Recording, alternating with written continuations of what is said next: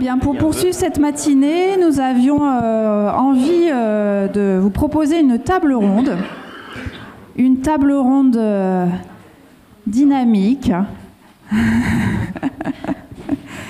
avec un format qui se veut interactif entre vous et aussi avec la salle. Cette table ronde est animée par Fred Bladou, chargé de mission à l'association AIDS.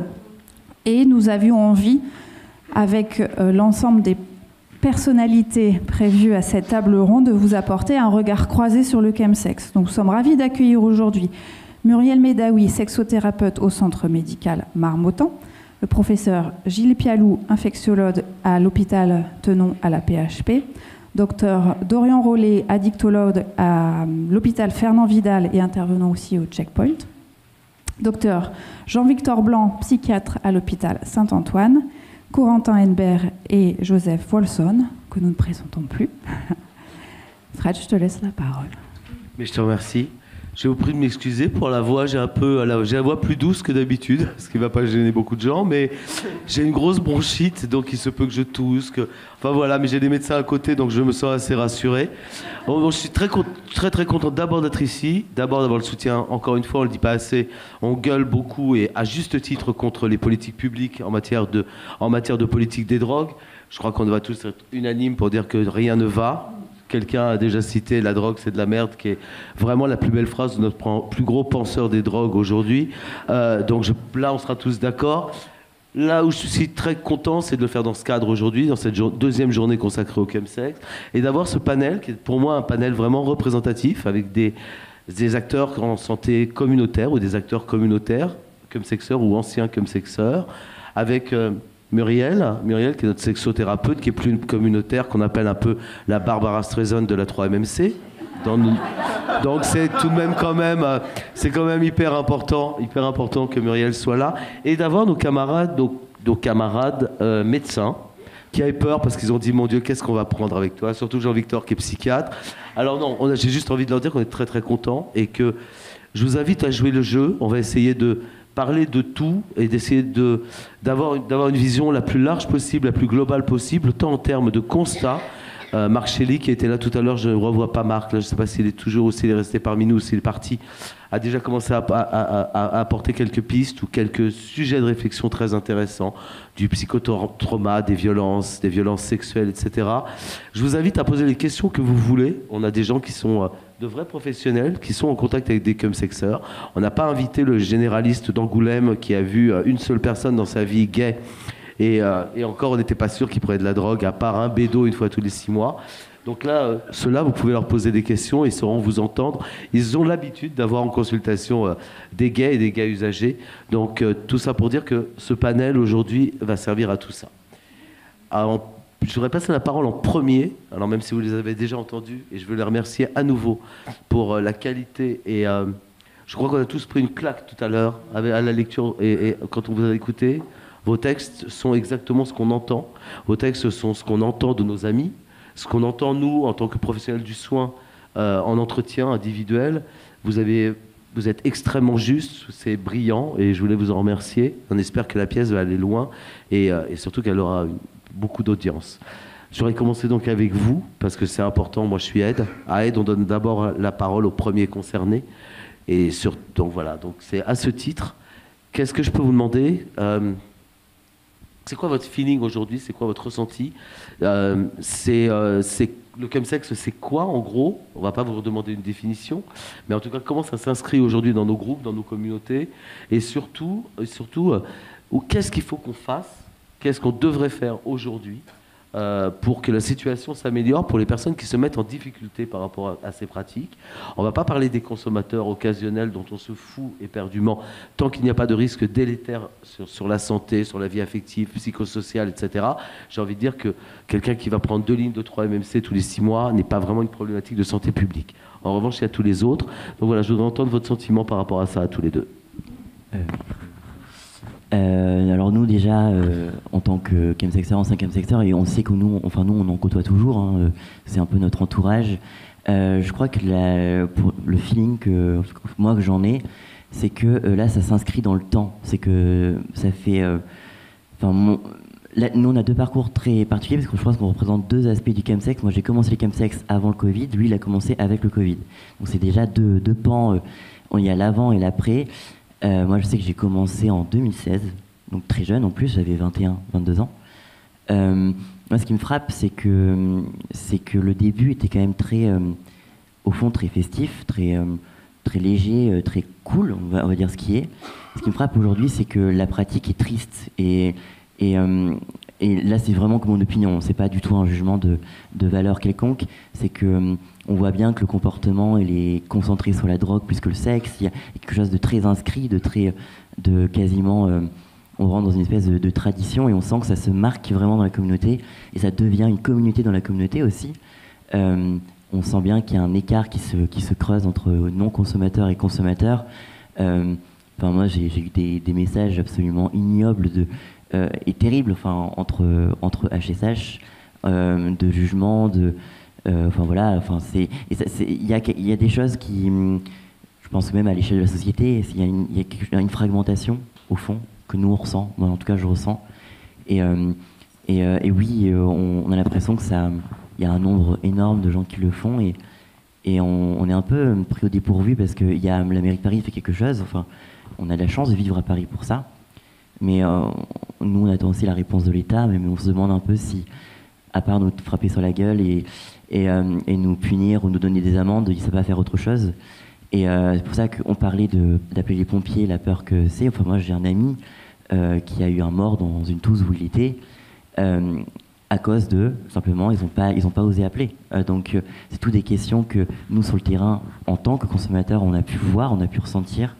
Et c'est très concret, c'est pas seulement médical, c'est pas seulement des chiffres et des rapports, c'est vraiment des noms, des prénoms, des gens qui ont un emploi ou pas, des parcours, des âges, des couleurs de peau, des sociotypes. C'est plus que des chiffres. Et nous, on voulait aussi un peu incarner ça, quoi. Ouais, je vais rebondir sur la fragmentation, justement, dont tu parlais. C'est-à-dire que même au sein des consommateurs, des chemsexeurs, il y a une fragmentation entre ceux qui font du chemsex, alors attention, gros mot, normal, c'est-à-dire où ils se contentent de 3-MMC, de GHB, GBL, et les slammeurs qui, eux, en fait, se font rejeter au sein même de personnes qui pratiquent le chemsex. Parmi en fait, je ne saurais pas te dire les solutions qu'ils pourraient apporter. En revanche, que j'ai pu voir des comportements à risque, notamment quand une personne fait un G-Haul, il y a la peur du coup d'avoir un décès chez soi. Et j'ai vu à plusieurs reprises des personnes qui, à partir du moment où la personne commence à faire son G-Haul, on la met à la porte. Parce que elle peut mourir, mais pas chez moi. Parce que si elle meurt chez moi, je vais avoir des problèmes. Et alors que c'est pas du tout un comportement à avoir, au contraire. Et je pense que l'information, ce sera la meilleure solution vis-à-vis de ça, quoi. Et peut-être pour conclure par rapport aux solutions, je crois qu'il y a un travail de fond. C'est au-delà de l'addiction. Nous, ce qui ressort beaucoup, c'est la solitude, qui est aussi une solitude très sociologique au sein de la communauté LGBT, du point de vue de l'éloignement familial, de plein de choses, plein de raisons, de bagages et de traumas généraux. Je pense que si on fait aussi un travail sur la solitude, facile à dire, hein, mais sur ça, peut-être aussi, qui est pour nous le cœur, le réacteur de ça, peut-être aussi que ce serait une des solutions, quoi.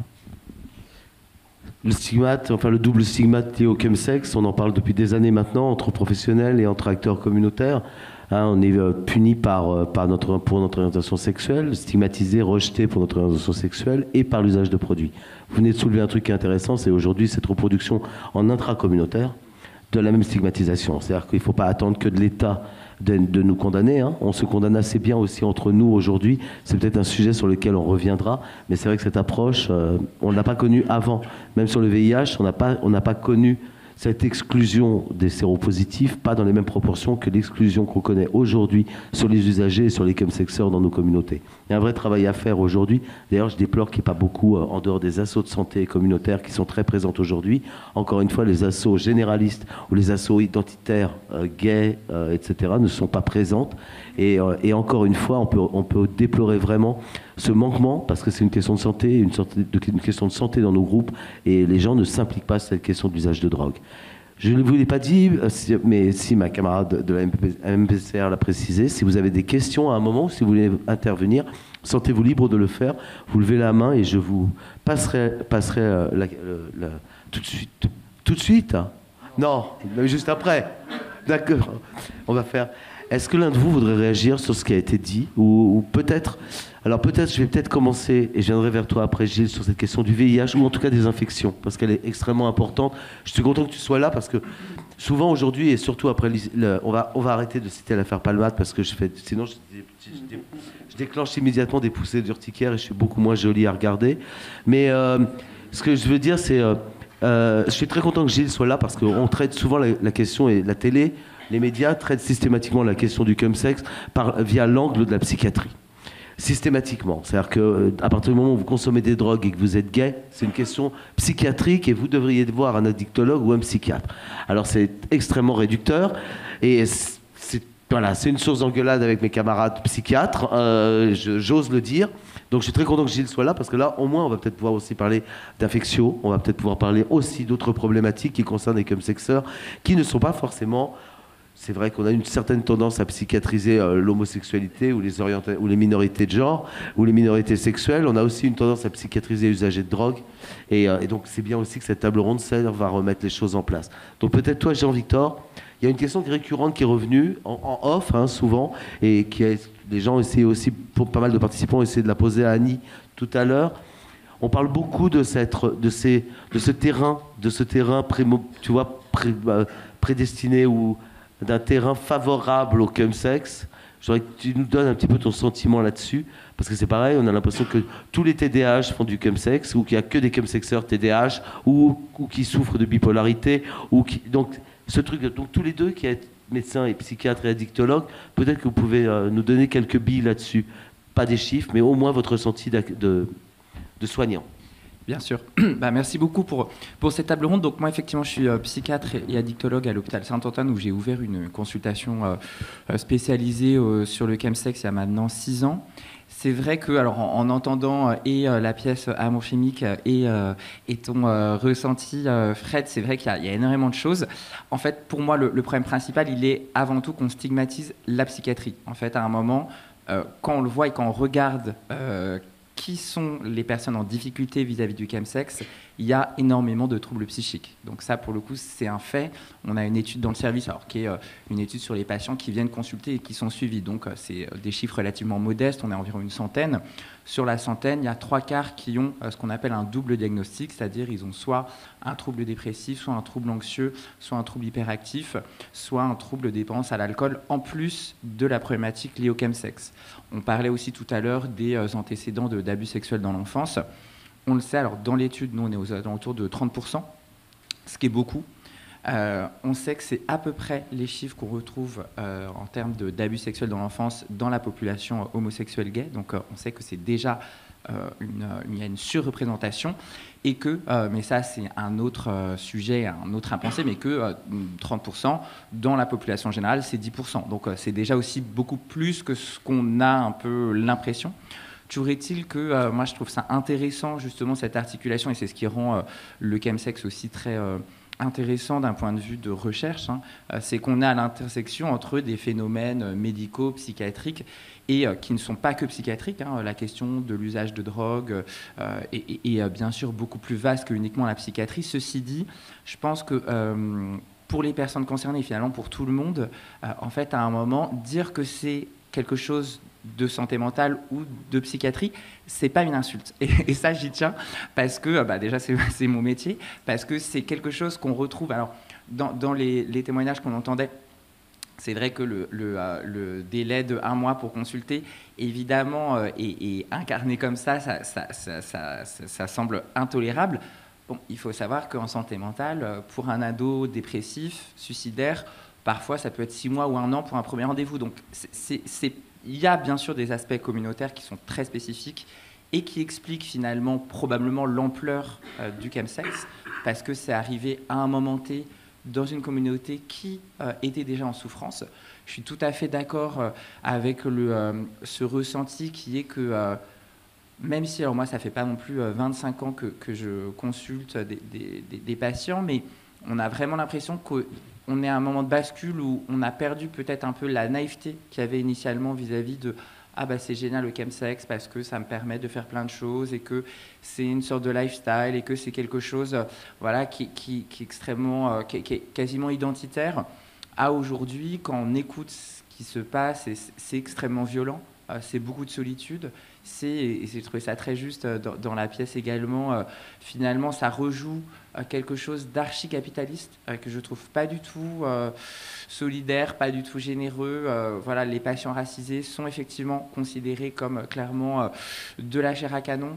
Les personnes précaires encore plus avec cet échange, parce que quand tu es jeune et précaire, bah, finalement on va leur proposer plus facilement d'acheter des produits pour avoir du sexe avec eux. Enfin, finalement, c'est quand même très loin d'être quelque chose d'une solidarité. Et que là-dessus, alors je pense qu'il y a effectivement, bien entendu, et on va en reparler, des problèmes systémiques et des problèmes d'organisation aussi du système médical et de soins, ça c'est sûr. Ceci dit, mais pour le coup c'est une vraie interrogation, comment aussi on fait pour un moment trouver des réponses au niveau communautaire pour que ce ne soit pas le seul espace de rencontre, parce qu'effectivement ça s'est accentué pendant le Covid. Là aussi c'est intéressant parce que là on commence à voir les études, on sait que par exemple suite à chaque crise économique, il y a une augmentation de la consommation de soins et de la demande de soins, plus de tentatives de suicide, plus de troubles dépressifs, etc. On sait que pour le Covid, ça a été la même chose. Ça, c'est des choses qui traversent notre société parce qu'en fait, dès qu'il y a un événement qui précarise les gens, ça se traduit par une augmentation du mal-être et de la consommation de produits.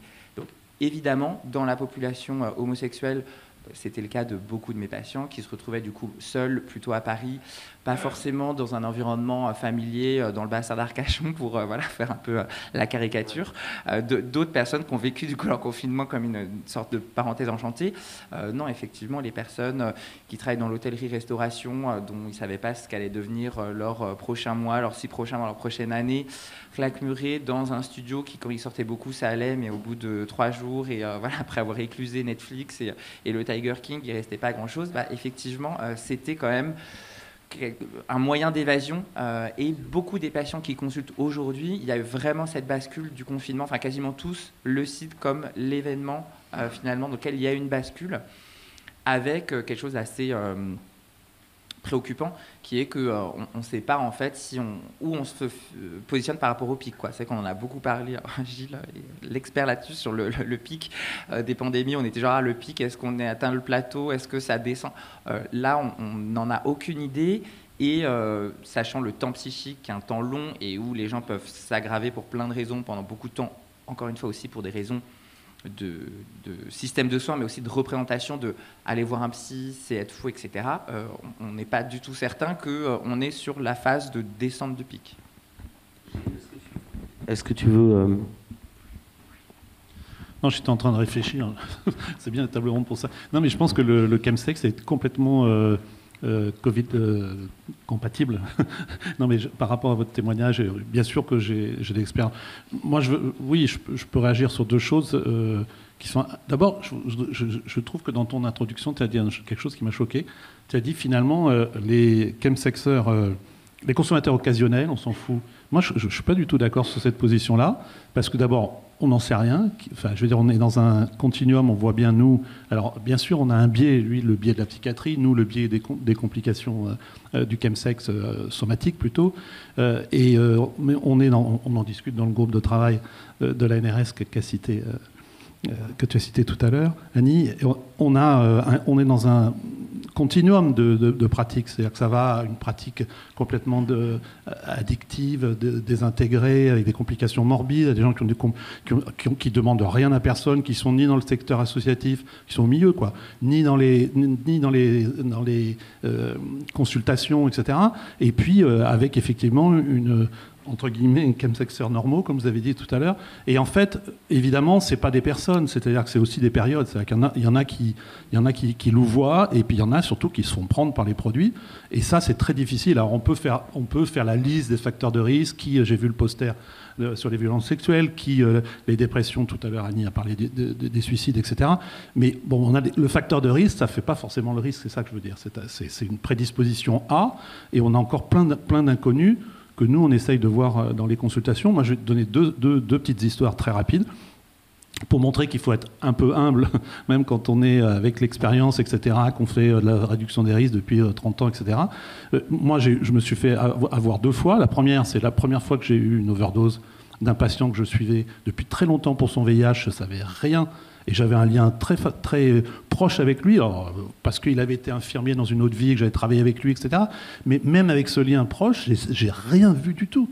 C'est-à-dire que son jumeau, parce que je soigne son jumeau aussi, son jumeau m'a annoncé son décès, j'ai récupéré son autopsie, on l'a retrouvé dans une tenue plutôt cuir, enfermé chez lui avec la 3-MMC dans tous les organes. Parce qu'il y a eu une autopsie compte tenu de la... Je n'ai strictement rien vu. Mais quand je dis rien, c'est rien. Il n'y a pas un indice. J'ai même repris, est-ce qu'à un moment, j'aurais pu... Donc ça, c'est l'échec total du clinicien qui croit, parce que c'est compartimenté dans son histoire. Il avait une consommation probablement plus ancienne que je le pense. Et ce dont je parle, là, c'est 2015. Donc ça veut dire que c'était un des premiers chemsexeurs. Et puis une deuxième qui est plus banale et que vous connaissez tous, c'est effectivement, pendant le Covid, on a perdu des patients un peu de vue, enfin on les a perdus dans le lien, et j'en ai récupéré un qui était complètement inséré, en façade bisexuelle avec des gosses, etc., inséré socialement avec un haut poste. Je l'ai retrouvé junkie. Et lui-même est arrivé, il m'a dit, en 5 mois, je suis devenu junkie. Donc avec plein de complications morbides, etc. Et là aussi, j'avais vu la consommation, mais je n'ai pas vu le zapping qui faisait qu'il allait de son boulot réserver des chambres d'hôtel pour pouvoir s'injecter, etc., qui s'injectait dans le square en face de Tenon. Enfin, des trucs qu'on n'a pas vus depuis Lilo Sharon avec l'héroïne des années 80, 70. Donc je pense qu'on est... Et puis là aussi, une autre chose que je voulais dire aussi, c'est qu'on est tous à discuter de réduction des risques, comme si on avait la réponse à la question. Mais les outils... Voilà, je pilote avec Christelle Protière une sous-étude de Prévenir que tu connais, qui va effectivement tester plusieurs choses, plusieurs outils de réduction des risques chez les chemsexeurs, mais on n'a pas les outils en face. C'est-à-dire qu'on a des trucs qui nous viennent naturellement, mais par exemple, on n'a pas les produits de substitution, on n'a pas des outils adaptés, on n'a pas des outils de détection. Donc je pense qu'on est un peu condamné à l'humilité. En tout cas, moi, en tant que clinicien, je suis condamné à l'humilité. Et je pense qu'on a encore plein de pages à écrire sur cette fameuse réduction des risques dont on n'arrête pas de parler. Tu viens de parler de détection, et moi je voudrais qu'on revienne sur, et ça rebondit aussi sur on s'en fout des chemsexeurs occasionnels, c'est pas ce que je voulais dire, mais en tout cas, est-ce que ça doit poser une question, c'est est-ce qu'aujourd'hui on est adapté finalement à détecter précocement les conduites à risque. C'est-à-dire qu'on connaît tous des chemsexeurs qui sont occasionnels et qui n'ont aucun problème en apparence avec leur pratique, mais qui vrillent très rapidement. Et c'est aujourd'hui, on doit s'interroger sur notre système de prise en charge, et pas uniquement médical. C'est pas une question que de médical, c'est aussi une question pour nous, les structures communautaires. Comment est-ce qu'on fait pour amener les gens? Moi, je trouve que la PrEP, c'est notre meilleur allié, et tu reviendras là-dessus. C'est vrai que la PrEP est géniale, comme on a des interventions chaque trimestre, etc., ça nous permet de voir comment est la personne de mois en mois. C'est ce qui ferait presque... Mais aujourd'hui, en psy ou en psycho, c'est absolument impossible, vu la saturation du système. Et donc, c'est comment est-ce qu'on fait, nous, associations communautaires, comment est-ce qu'on fait pour mettre en place une offre qui permette de détecter? Parce que c'est bien ça le problème, c'est qu'on les voit arriver trop tard. On reviendra et vous reviendrez là-dessus. Est-ce que Dorian, tu veux... Juste rajouter un mot à la question, c'est que effectivement, ce qui est très important dans ce qu'a montré Annie des RAS 2021, c'est qu'on est en présence avec les VIH+, qui surconsomment, et les PrEPers, on est dans des gens qui ont accès au système de soins. C'est-à-dire que moi, par exemple, il y a un truc sur lequel je suis extrêmement mobilisé, c'est la formation du personnel, parce que là, on est tous entre gens autorisés, comme disait Coluche, mais je suis étonné. Moi, j'ai fait des interventions dans le cadre de Sorbonne Université sur la santé sexuelle et sur le chemsex à des étudiants en médecine dans le cadre du service sanitaire, mais je suis consterné du niveau de connaissance. Il ne faut pas oublier ça, il n'y a pas que les gays qui ne connaissent pas les outils de réduction des risques, il y a tout simplement ceux qui vont être médecins qui connaissent strictement rien de la base de la réduction des risques, tout confondu. Alors imaginons le chemsex. Et alors nous, on leur fait plein de cours avec Martin Siguet qui est ici présent, et on leur fait plein de cours à l'intérieur du service, mais je ne pense pas que ça soit représentatif de l'ensemble des études de médecine. Je peux juste réagir par rapport à ça.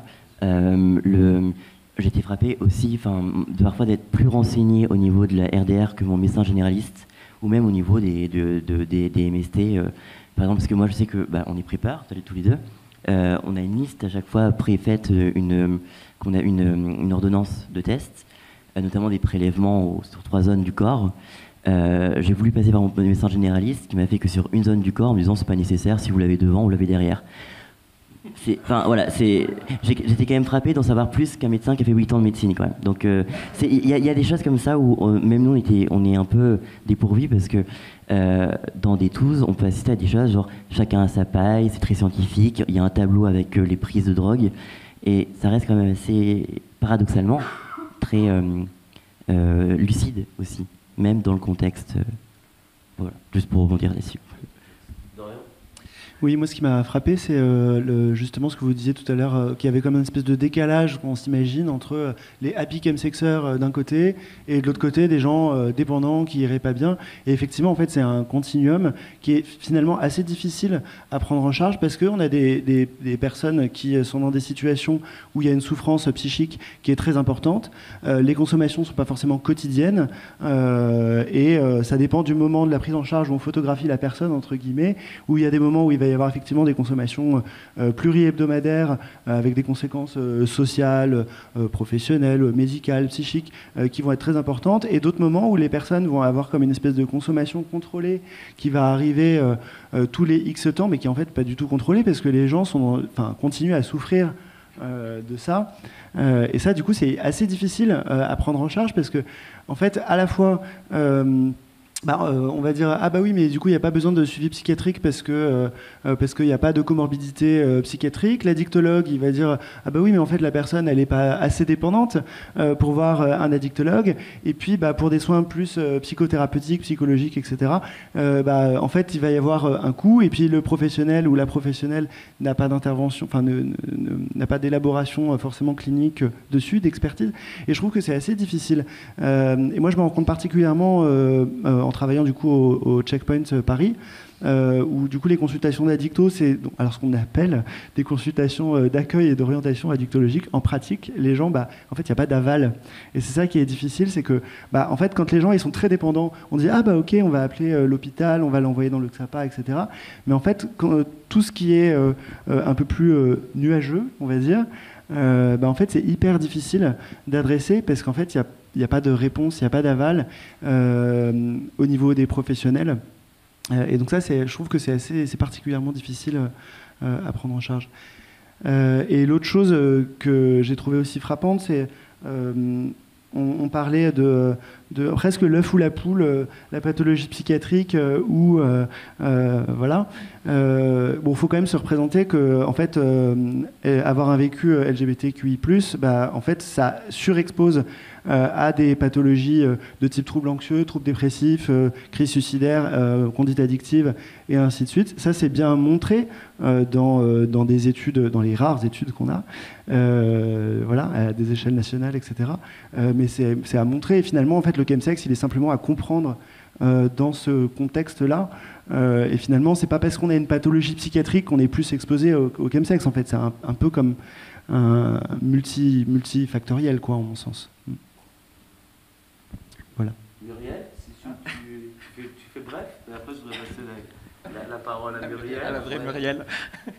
Oui, et juste pour compléter, notamment sur cet esprit d'éducation, c'est vrai que de repérer le plus tôt, effectivement, de toute façon, le système de soins ne peut pas absorber plus de patients. Donc, à un moment, c'est aussi une réalité qui est que il faut faire de la prévention. Je pense que probablement, et on le voit, la communauté homosexuelle a réussi à s'éduquer, voire sur-s'éduquer par rapport au niveau de connaissance globale par rapport à la question du VIH, de la santé sexuelle. En fait, aujourd'hui, la question, c'est qu'il faudrait atteindre ce niveau-là de connaissance en santé mentale parce qu'effectivement, normaliser une tentative de suicide, en fait, c'est pas normal. Savoir pourquoi, à un moment, on imagine que aller voir un psychiatre, il va dire « Ah bah oui, la pathologie, c'est l'homosexualité ». Enfin, il y a vraiment un niveau d'éducation mentale qui est clairement à améliorer parce que sinon, on va pas s'en sortir, quoi. Muriel ? Oui, alors je remercie d'ailleurs Fred pour sa présentation. Donc on essayera de finir 5 minutes plus tôt pour que je vous chante I'm a Woman in Love. Et donc je suis, comme l'a dit Fred, sexothérapeute à l'hôpital Marmottan et je tiens beaucoup au terme de sexothérapeute. Ça évite le flou médical de sexologue parce qu'on commence la thérapie avec l'aide du sexe, mais évidemment, je ne suis pas psychothérapeute ni sexologue. Donc en 2015, rapidement, on a commencé à recevoir à Marmottan les premiers chemsexeurs qui venaient sous-produits ou en descente. Heureusement, on a un médecin-chef qui est le docteur Mario Blaise qui nous fait l'honneur de sa présence et qui travaille suivant la façon de travailler des 50 ans de Marmottan en addiction. Je ne suis pas depuis 50 ans, il ne faut pas croire que je suis depuis 92.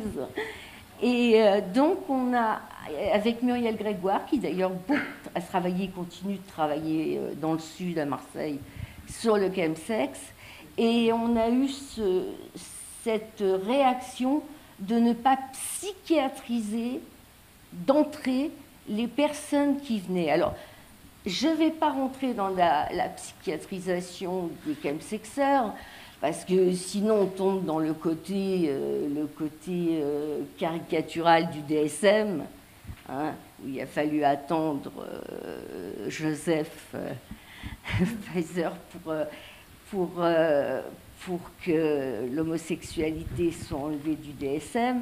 Donc on ne parle pas de cette psychiatrie-là, mais tous les médecins qui travaillent à Marmottan sont des médecins psychiatres. Donc quand je reçois des patients, je travaille évidemment avec des psychiatres et il y a un travail de fait en commun, on suit les personnes ensemble, mais mon but et ma présence ici est principalement pour parler des usages des chems en eux-mêmes et de la sexualité qui va être découverte ou redécouverte avec l'arrêt des chems, ce qui suscite souvent une grande peur dans l'arrêt des produits. Donc moi, ça sera la sexualité. Voilà. Est-ce que dans la salle, quelqu'un veut réagir ou est-ce que quelqu'un a une question, Marc ?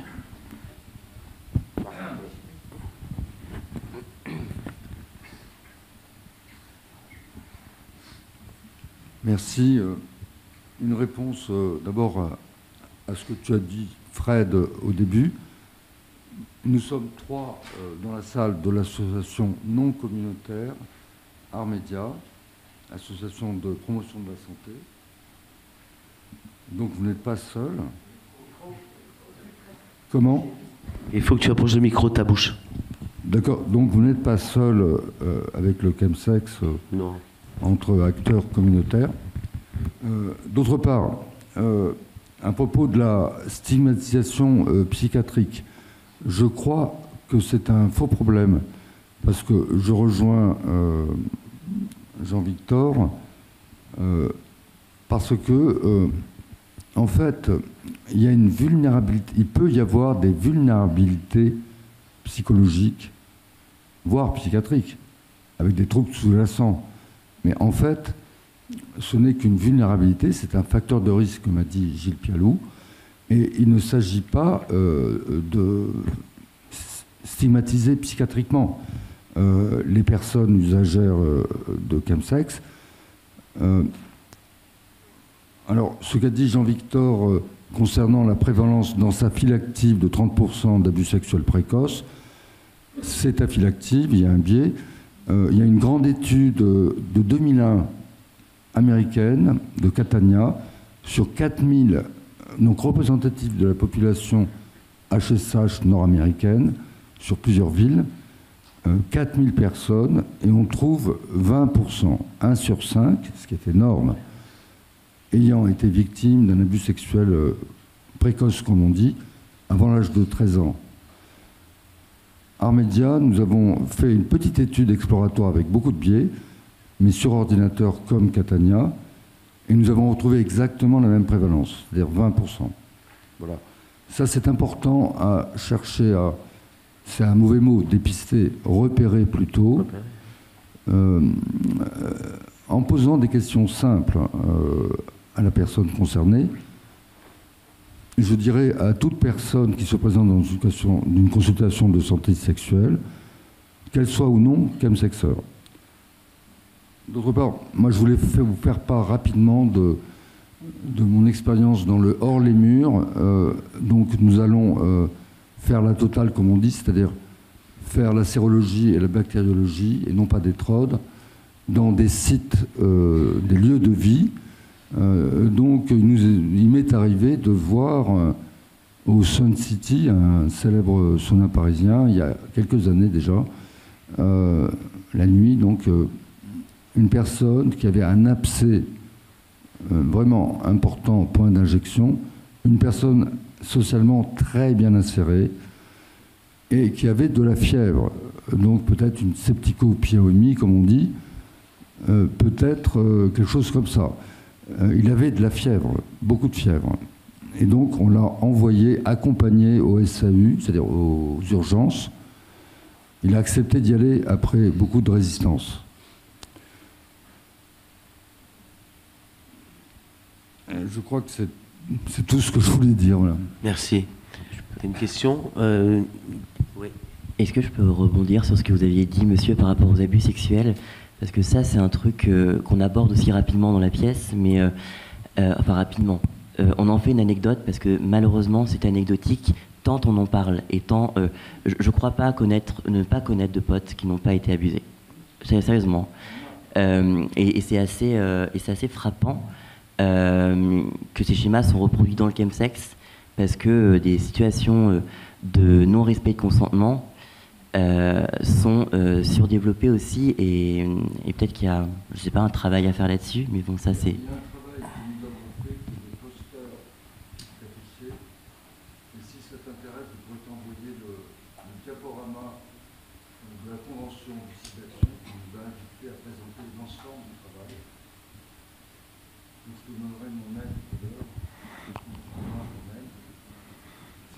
Pas ça, ouais.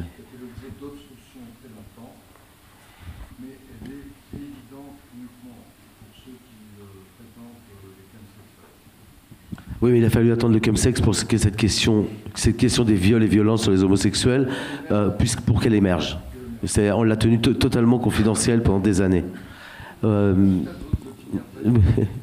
J'ai plein de questions, Marc. Sinon, on reste jusqu'à demain matin. Et il va falloir que je donne de la drogue à tout le monde pour tenir la nuit. Voilà, normalement ça calme ça, non?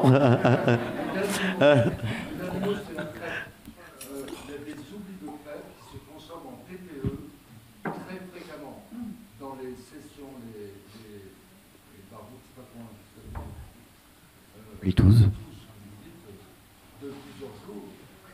On a des traiteurs très bien observants qui se pointent au CESID parce qu'ils ont réalisé qu'ils ont oublié de prendre des comprimés et donc on leur donne un TPE. C'est ça que je veux dire. Okay.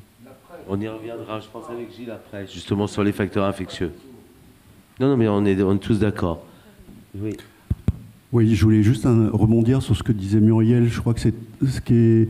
Et sur le fait qu'effectivement, il y a beaucoup de temps d'attente pour un début d'accompagnement, mais que cet accompagnement, il devrait être multidisciplinaire, parce qu'on ne va pas traiter la clinique du présent, le rapport aux drogues, l'environnement présent et les traumas passés de la même manière. Et il faudrait vraiment qu'on arrive à travailler d'abord ensemble et à travailler quasiment en instantané, parce que j'ai entendu parfois dans le passé, tant qu'il y a les produits, on ne peut pas faire de psychothérapie ou on ne peut pas travailler en sexothérapie, moi je pense qu'on peut tout travailler ensemble et ouvrir des chantiers en parallèle. Après, on va, parce qu'il y a beaucoup de questions dans la salle. Je propose qu'on on passe... Ouais, oui, vas-y, je t'en prie. Ouais, bonjour. Renaud Delacroix, je suis animateur au CARUD, tenu par l'association Aide vers Réaumur, rue du Sou. Et parmi les personnes qu'on reçoit au CARUD, il y a une proportion importante de chemsexeurs injecteurs, de slammers. Donc en 2022, environ 150 slammers différents ont fréquenté nos accueils et permanences.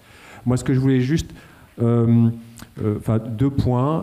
Je pense qu'effectivement, il y a dans l'approche aussi qui permet de toucher, d'aller vers des slammers. Alors en particulier parce que nous, c'est par le biais de l'injection que les gens arrivent, essentiellement chez nous. Mais ce qui permet de toucher des consommateurs, des slammers, des chemsexeurs slammers qui sont en début de consommation et qui n'ont pas spécialement a priori de problèmes d'addiction, d'abus, etc. Néanmoins, en attaquant sur le comment tu te drogues, comment tu consommes, comment éviter l'abcès, comment garder des belles veines, comment rester sexy et ne pas être marqué par des traces d'injection, etc. Ça permet d'aller assez loin quand même au-delà de ce qu'on apporte comme solution pour se droguer proprement. Ça permet d'aller assez loin déjà dans les conditions de consommation et d'avoir des vrais échanges importants. Et je pense que c'est vrai, c'est ce que la réduction des risques liés aux drogues nous a apporté depuis plus d'une trentaine d'années. C'est qu'on ne commence pas sur le pourquoi tu te drogues, mais sur le comment tu te drogues. Et ça quand même facilite énormément la discussion. Et je pense que c'est important, que les gens savent qu'il n'y a pas besoin d'être dépendant, d'être un consommateur régulier pour risquer d'avoir un abcès, une overdose, un G-Hall, ou même d'avoir un comportement au cours d'un plan chemsex, soit des comportements qui peuvent mettre en danger sa santé physique ou mentale. Deuxième chose, je pense qu'il y a un truc aussi qui est important, à mon avis, dans ce contexte-là en particulier, quand on a la chance de recevoir, d'accueillir, de discuter avec des gens qui commencent le chemsex, ou qui depuis pas très longtemps, de pointer l'importance de continuer autant que possible à avoir une sexualité sans produit, une sexualité bio entre deux plans chems. Alors, ceci dit, pour certaines personnes, ça a du sens, ça marche, parce qu'effectivement, ils se rendent compte, et puis c'est une expérience intéressante de se rendre compte que, après le plan chems, en fait, j'ai 0 libido pendant une semaine, parce que je suis une espèce de descente, machin, et se forcer un peu à avoir de la sexualité sans produit entre deux plans chems, c'est-à-dire sans non plus se dire j'arrête les chems, mais je continue à avoir une sexualité sans prod, et à mon avis, très bénéfique et très thérapeutique. Mais ça pointe aussi, quand on parle de ça avec les chemsexeurs, que pour certains, c'est purement théorique, ça n'a aucun sens. Parce qu'en particulier, je pense à toute une partie, moi, ce qui m'a toujours frappé dans l'accueil des slammers, depuis une douzaine d'années qu'on en accueille au CARUD. En particulier au début, c'était plutôt des gens minimum 45-50 ans. Maintenant, ça s'est beaucoup diversifié. Il y a des jeunes, des séronégatifs, etc. Mais au début, c'était surtout des séropos depuis plus de 10 ans, ayant au minimum 45 ans. C'était ça vraiment le gros des personnes qu'on recevait.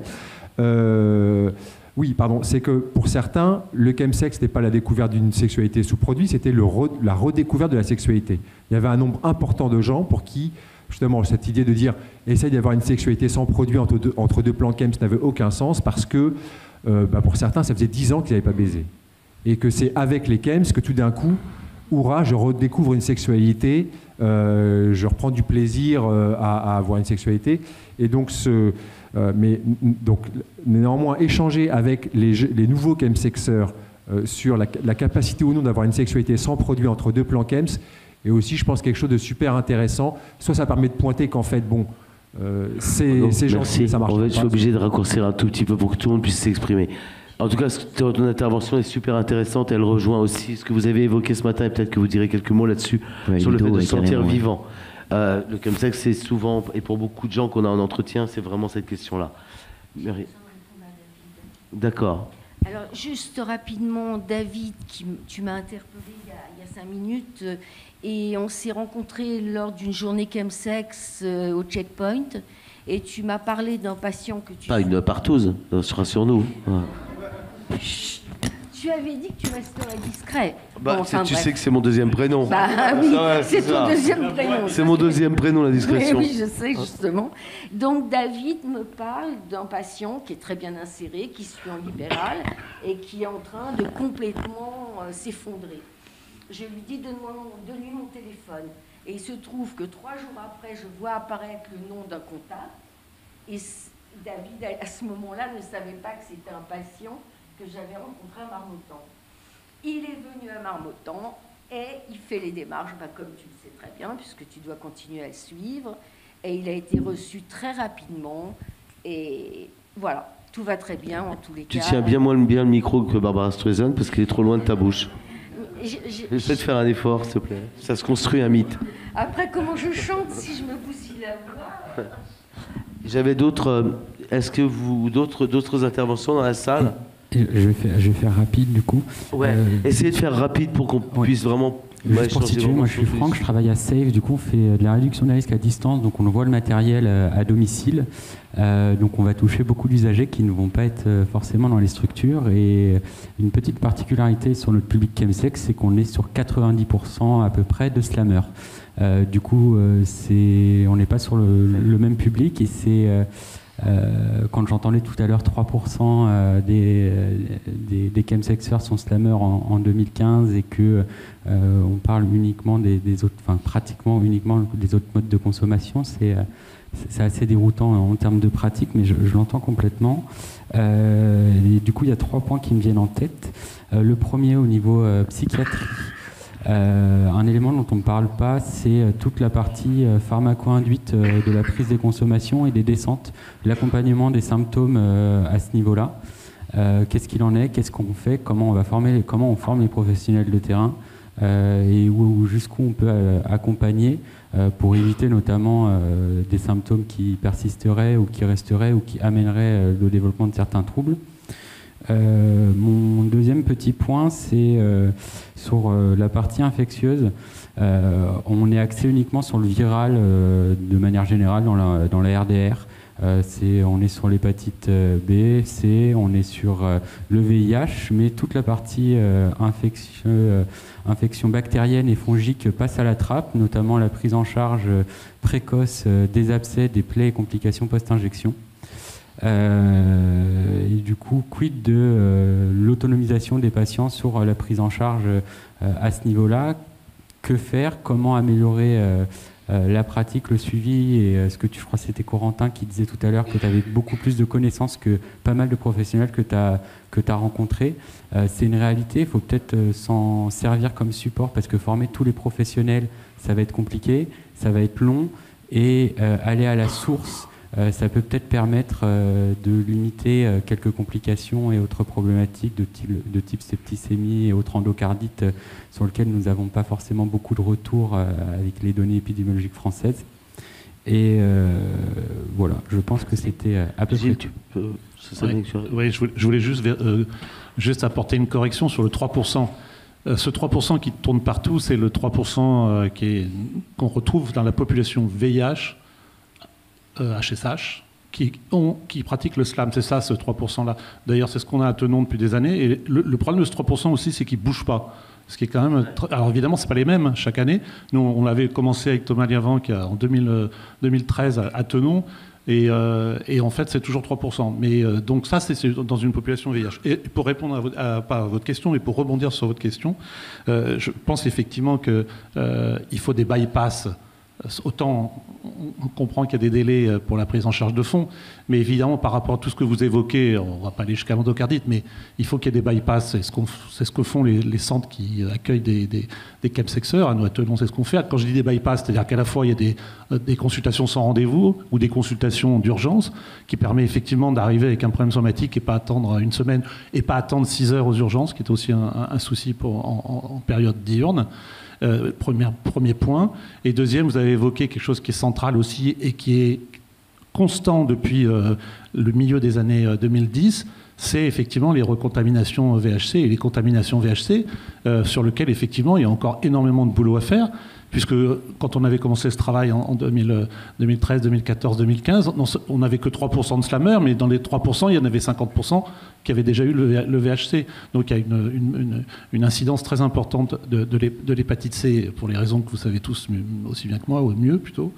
Et ce point-là, et quand on regarde les études sur la recontamination qui ont été faites en Espagne, dans Eurosida, en Europe, etc., les chemsexeurs arrivent devant les consommateurs intraveineux d'opiacés en termes de recontamination dans l'hépatite C. Donc effectivement, c'est un sujet central de réduction des risques, et on a des outils pour ça, et c'est pas parce qu'il y a un traitement en quelques semaines qu'il faut banaliser la question de l'hépatite C, mais je suis bien d'accord que c'est un problème central. Tu peux nous dire, peut-être dans la continuité, est-ce que tu peux nous parler du VIH, des contaminations VIH, de la PrEP, de l'intérêt de la PrEP? Il y a surtout des chiffres tout à l'heure qui ont été donnés, même si on peut interpréter ou commenter les chiffres. Il y a quand même un grand nombre de chemsexeurs aujourd'hui. Quelqu'un l'a dit, une personne l'a déjà dit. C'est vrai qu'on était habitué depuis maintenant 10-13 ans, on était habitué à avoir 80% de séropositifs au VIH dans le chemsex, qui avait 45 ans, ce qui était plutôt confortable en termes de contamination VIH, parce qu'on n'avait pas beaucoup, parce que la moitié des gens étaient déjà séropositifs. Aujourd'hui, heureusement, on a la PrEP, mais on a quand même de plus en plus un grand nombre de chemsexeurs qui sont séronégatifs au VIH, avec un niveau de contamination, mais là, tu vas m'en dire plus. Et voilà, je pense qu'on a de gros efforts à faire sur le côté bactérien, comme tu viens de le souligner, on te rejoint tous, mais on a de gros efforts à faire aussi sur les IST aujourd'hui, ou sur les contaminations, et sur la mise sous PrEP systématique des séronégatifs. Gilles, ton sentiment là-dessus?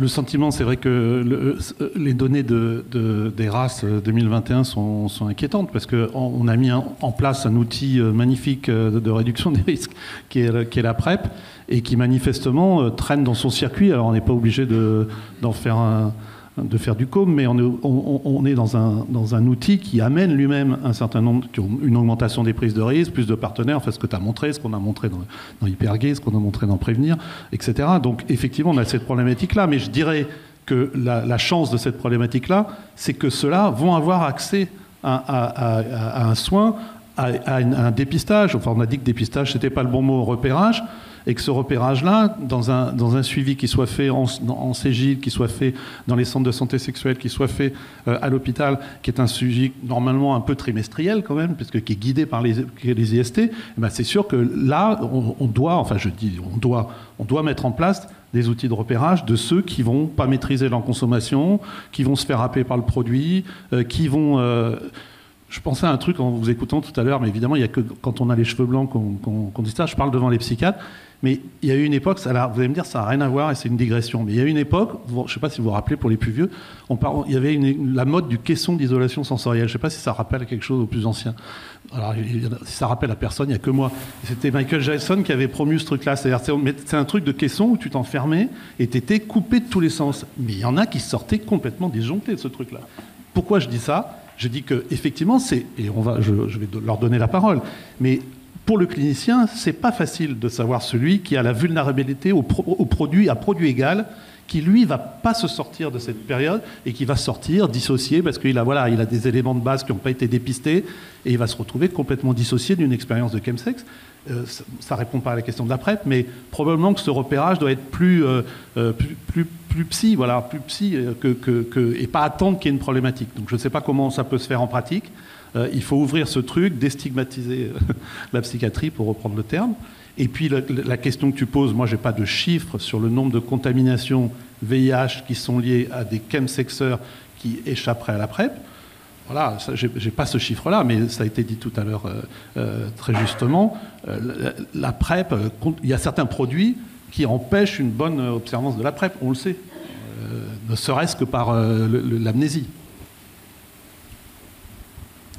Effectivement, pour rebondir, alors je ne rebondirai pas sur le terme disjoncté, mais ce qui est certain, c'est qu'on s'en rend bien compte, et c'est un peu ce que les études montrent, c'est que finalement aujourd'hui, grâce aux améliorations bien sûr du traitement du VIH, grâce à la PrEP, il y a cette population qui et dans les soins, et finalement ça se passe plutôt bien, en tout cas du point de vue notamment du VIH, et ce sur quoi ça bute, c'est vraiment la santé mentale, d'où encore une fois, alors vous allez dire c'est mon leitmotiv, mais d'augmenter les compétences du coup de tous les soignants pour le coup, en termes de santé mentale. On a souvent l'impression, et effectivement ça fait le lien avec ma deuxième activité, de déstigmatiser la psychiatrie, mais en fait on a l'impression que c'est très obscur, qu'il faut forcément être très expert pour dépister une vulnérabilité psychique. En fait non, c'est des questions très simples. Est-ce que vous avez déjà fait une tentative de suicide? Est-ce qu'il y a des troubles psychiques dans la famille? Est-ce que vos parents ont eu, ou de vos proches, des addictions ou d'autres troubles psychiques? Avec d'autres questions plus spécifiques liées au chemsex, notamment effectivement la place, c'est important de le repréciser, de est-ce qu'il y a encore du sexe sans produit, comment se passait la vie sexuelle avant le chemsex. Enfin, en fait c'est des choses qui sont honnêtement, alors plutôt simple en tout cas à poser. Après bien sûr il ne s'agit pas de se transformer en psychiatre en 24 heures, hein, mais pour le coup il faut qu'il y ait au minimum ce dépistage, parce que sinon effectivement je pense qu'on passe à côté de l'essentiel du problème. Et encore une fois, ce n'est pas dégradant, parce que ça, vraiment, j'y tiens. Mais en fait, à un moment, dire à quelqu'un ou l'interroger par rapport à des troubles bipolaires dans sa famille, ou lui-même avoir eu un moment d'un syndrome dépressif, notamment à l'adolescence, c'est extrêmement fréquent. Et là aussi, c'est quasiment... je ne vais pas dire systématique, mais est-ce que vous avez déjà fait un syndrome dépressif? Non. Est-ce que vous avez déjà eu des idées suicidaires? Oui. Pendant l'adolescence, avec des tentatives de suicide qui en fait passent un peu à la trappe. Oui, j'avais pris des médicaments, très souvent au moment de la question de l'orientation sexuelle ou du coming out, dans des environnements dans lesquels c'est plus ou moins mal pris. Toujours est-il que c'est des questions qui sont relativement simples et qui, pour le coup, marquent une vulnérabilité et dont ensuite, bien sûr, ça débouche sur une prise en charge, mais ça permet quand même de savoir quels sont un peu les profils, puisque, encore une fois, contrairement à ce qu'on peut penser de la psychiatrie, il y a déjà énormément de gens qui vont mal et qui ont besoin de soins. Donc, on n'est vraiment pas à chercher à psychiatriser des gens qui n'en auraient pas besoin. Les gens qui vont bien, on est très content. Je suis très content de voir des gens qui vont bien en dehors de mon activité de médecin. Et vraiment, ne vous inquiétez pas, on n'a pas de problème de manque de patients. Enfin, tous mes collègues s'installent le mois d'après, ils sont archi pleins. Donc vraiment, ça, on a peut-être beaucoup de choses à se reprocher, mais vraiment, chercher de la clientèle comme ça, on n'a vraiment pas besoin. Est-ce qu'il y a une autre question dans la salle? Oui. En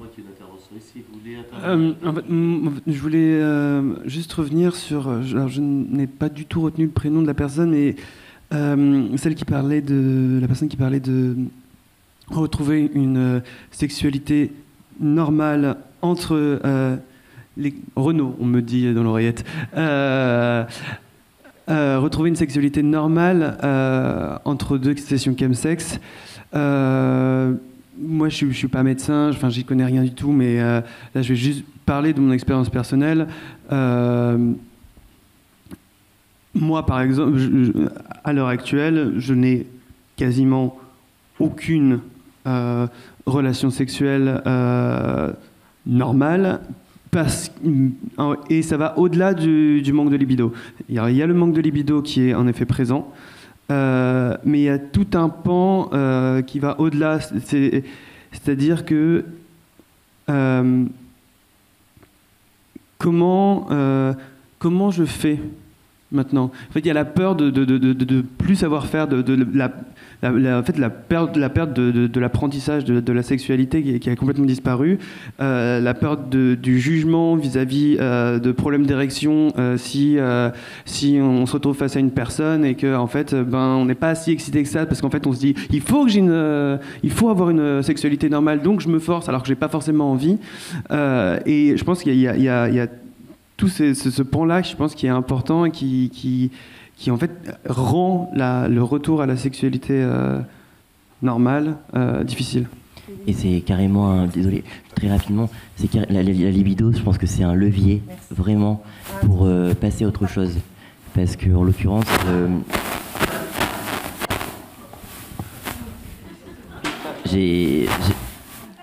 Allô, bonsoir. Salut. Oui, la libido, c'est quelque chose qui, moi, m'obsède aussi parce que j'ai aucune sexualité quasiment hors dérapage, en gros. Donc, c'est dire que j'ai une vie un peu monacale, on va dire. Et je pense que c'est un levier, parce que retrouver une sexualité hors ça, c'est vraiment là où on peut appuyer pour passer autre chose par rapport au chemsex. Et je veux répondre à la personne qui était tout au fond par rapport à, je pense que ça peut être un autre outil aussi, par rapport à l'information, on peut faire confiance à la communauté pour être informé, pour s'informer. Je vais rebondir et faire un parallèle avec le Monkeypox, parce que pour le coup, je fais partie du collectif Monkeypox et je faisais partie des premiers heureux élus à l'avoir eu. On a été très vite informés, très vite à répondre par nous-mêmes, et finalement, dès que le vaccin était ouvert, tout le monde l'a fait dans la communauté. On peut se faire confiance pour être informé. Donc par rapport à bien s'injecter, par rapport à bien s'informer aux abcès, etc., je pense que si on met le paquet sur l'information, les HSS, par exemple, peuvent être très au fait de ça, par exemple. Et je pense que ça peut être un autre levier aussi qui peut éviter des choses graves, quoi. C'est intéressant, c'est toujours intéressant peut-être que d'autres intervenants ou dans la salle, des gens ont des choses à partager là-dessus. Ce retour à la sober sexualité, parce que j'aime pas la sexualité normale, ça bloque un petit peu moi la sexualité normale. Mais en tout cas, ce qu'on peut appeler en tout cas le sober sex, le sexe sans produit, c'est très intéressant de se poser cette question en permanence, mais il serait plutôt, à mon sens, très intéressant de se poser la question de savoir quelle était la sexualité des chemsexeurs avant qu'ils ne rentrent dans le chemsex. Parce que tout le monde pense, a toujours tendance à penser que la sexualité gay ou les sexualités gays sont d'une évidence mais totale et que n'importe quel gay se lève et à n'importe quelle heure du jour et de la nuit a envie de niquer. Ça c'est quand même extraordinaire. On fait toujours de très belles généralités sur le milieu gay. Moi à mon âge, même si je suis resté très jeune, à mon âge j'ai quand même vécu toutes les années d'épidémie de sida, des gays qui ont des problèmes à rencontrer quelqu'un du fait de leur statut sérologique, de leur âge, de leur physique, des 5 kilos de trop qu'ils ont pu prendre ou des 5 kilos de moins qu'ils n'ont pas et qui ne sont pas musclés, on les a en permanence. Donc cette question du retour à une sexualité sans produit, elle pose surtout la question de savoir comment est-ce qu'on fait pour avoir une sexualité épanouie quand on est gay et comment est-ce qu'on fait pour justement anticiper. Parce que le chemsex c'est aussi quand même pour beaucoup de gens une occasion extraordinaire de passer à la sexualité qu'ils n'avaient plus depuis des années.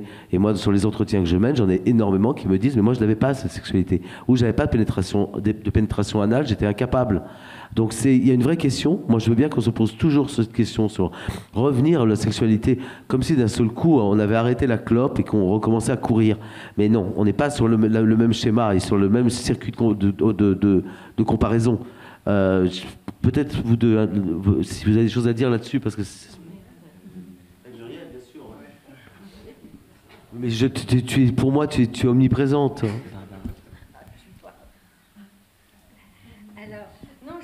Un truc super beau, une libido épanouie. Alors pour l'obtenir, il faut du rêve. Donc sortir de la norme, qui est l'inverse du rêve. Et elle tue le désir, car elle est obsédante et obligatoire, la libido. Donc c'est quand on parle de libido, c'est toujours un truc qu'on a en tête, alors que c'est tout simplement, on fait très simple, c'est l'énergie émotionnelle associée aux pulsions biologiques. C'est aussi simple que ça, y compris la survie. Et la survie, elle est dans beaucoup, il y a beaucoup de solutions pour la survie. Pour le moment, il y a les chems, il n'y aura pas toujours.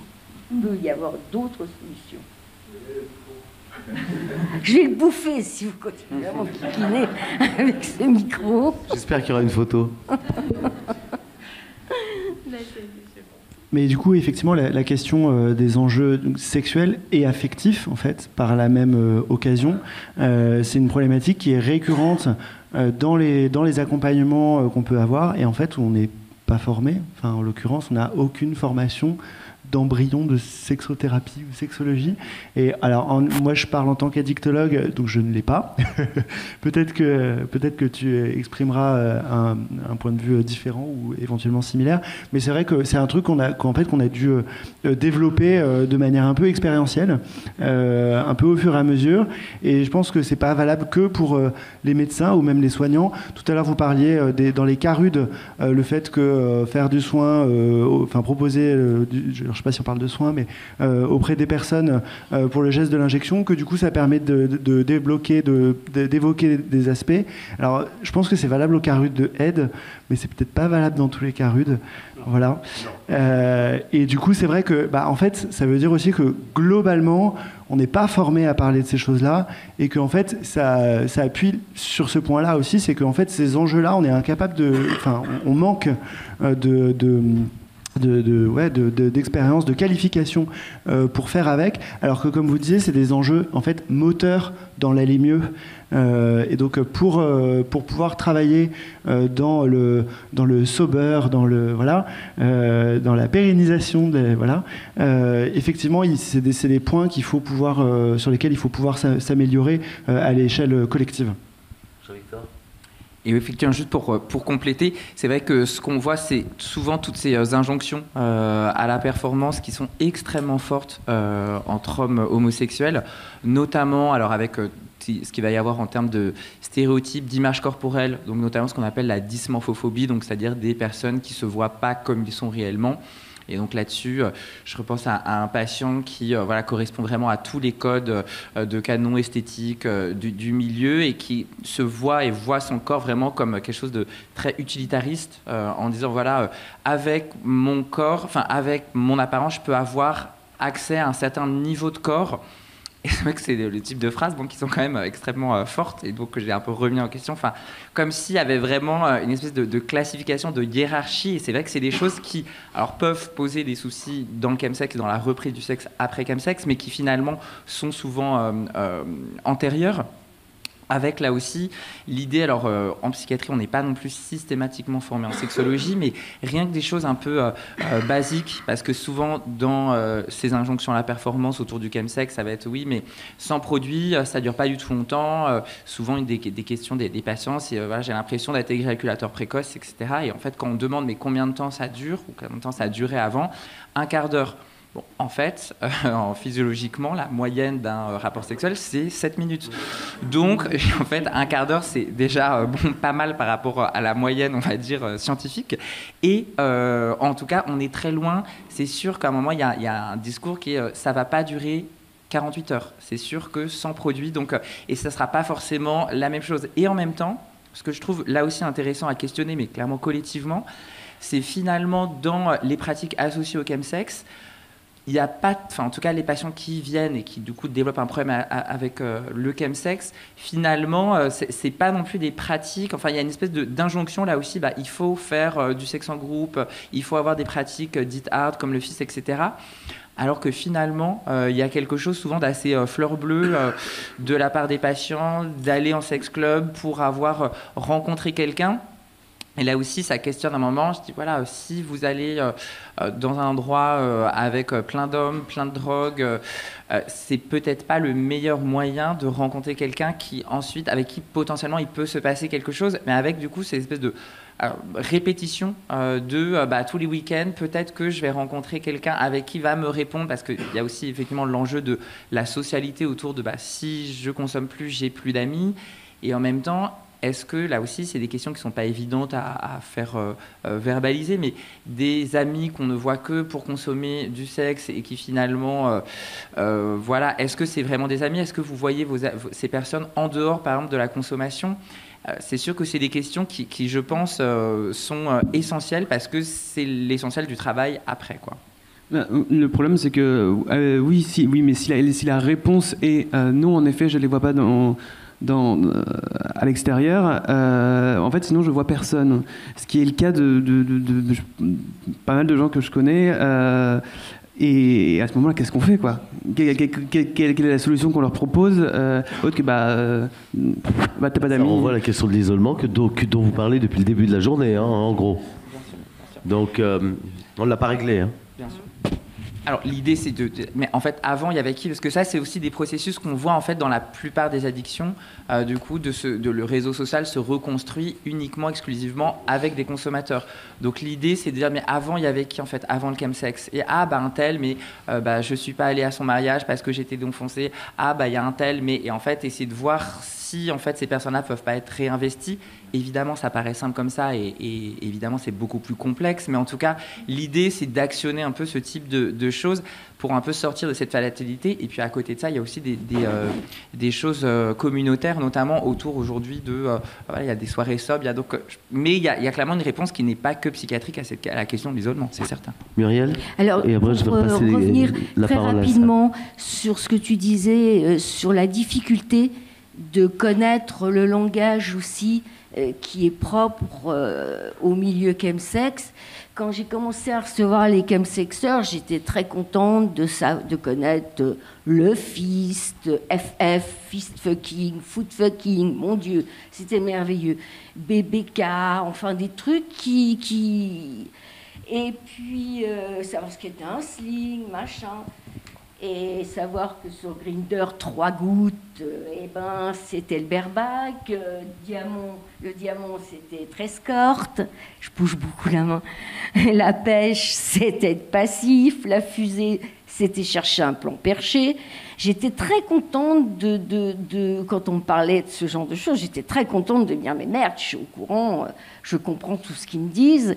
Et quand sont finalement arrivés au fil des séances, alors là, on peut travailler sur certaines choses, parce que quand on entend d'un seul coup rectal prolapse rectal, moi ça me disait rien.